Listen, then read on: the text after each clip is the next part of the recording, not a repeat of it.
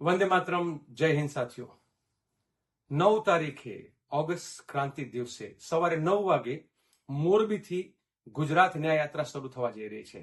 આ ગુજરાતમાં ન્યાય યાત્રા કાઢવાની જરૂરિયાત એટલે પડી કારણ કે છેલ્લા 3 દશકથી ભારતીય જનતા પાર્ટીની ભ્રષ્ટ, અત્યાચારી, અન્યાયી સરકારના કારણે ગુજરાતના લોકો, ગુજરાતના નાગરિકો પીડા ભોગવી રહ્યા છે. ક્યાંક અગ્નિમાં હોમાઈ રહ્યા છે, ક્યાંક પાણીમાં ડૂબી રહ્યા છે, ક્યાંક નાવડી ડૂબી રહી છે, તો ક્યાંક પુલ તૂટી રહ્યો છે, ક્યાંક ટીઆરપી અને તક્ષશિલા જેવા સંકુલો સળગી રહ્યા છે અને આપણા અનેક નિર્દોષો આમાં ભૂંજાઈને કે ડૂબીને મરી રહ્યા છે. આ બધાના પરિવારો આજે ન્યાય માટે ભીખી રહ્યા છે, ન્યાય મળતો નથી.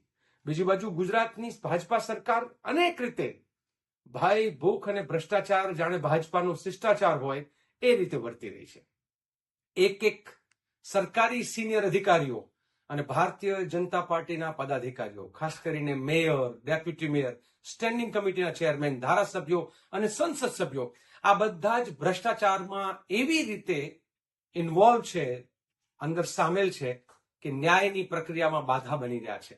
સમગ્ર સરકારનું તંત્ર એ ભ્રષ્ટાચારોને કેવી રીતે લીપાપોથી કરવી અને આમાં જે લોકો દોષીઓ છે એને કેમ ઉગારવા એમાં લાગેલા છે.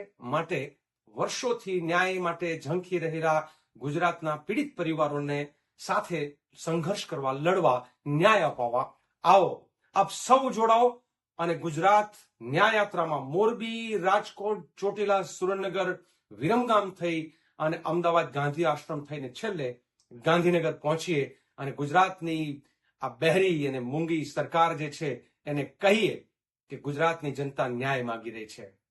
આપ સૌ આ યાત્રામાં જોડાઓ એ જ આશા અપેક્ષા સાથે આપ સૌનો ખૂબ ખૂબ આભાર. ધન્યવાદ.